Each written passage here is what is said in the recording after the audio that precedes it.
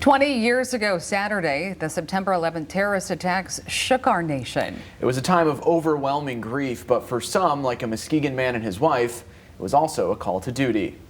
I was getting ready to go to class, and I just happened to turn on the Today Show, and I saw the smoke coming from the first tower, and then I watched the second plane hit the second tower on live TV.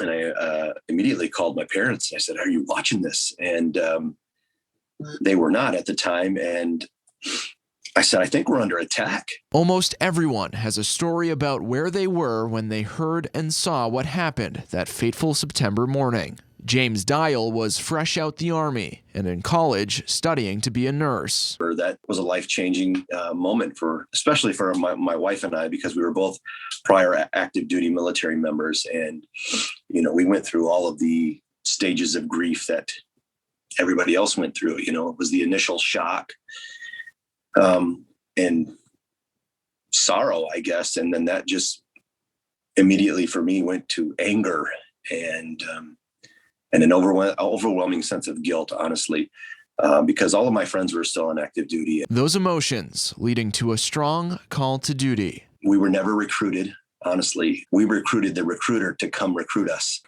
if you will. I signed a contract right after September 11th. Dial and his wife re-enlisted to serve our country.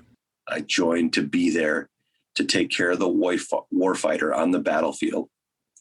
And I wanted to do that. I wanted to be on the ground as far forward as possible so that I could make an immediate impact. As a critical care nurse, the retired lieutenant colonel tended to the most injured American heroes, both at home and during multiple deployments. War has definitely changed me, and it changes everybody that goes.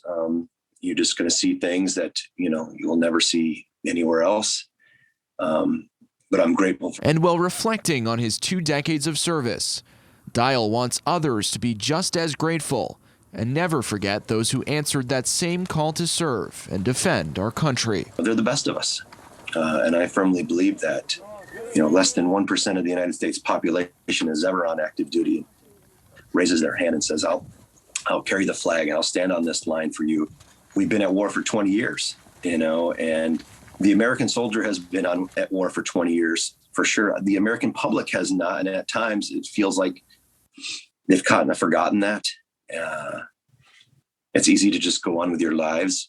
It's like we love the American soldier, but we don't really want to think about what they're going through right now. And that's unfortunate, but hopefully we can be better.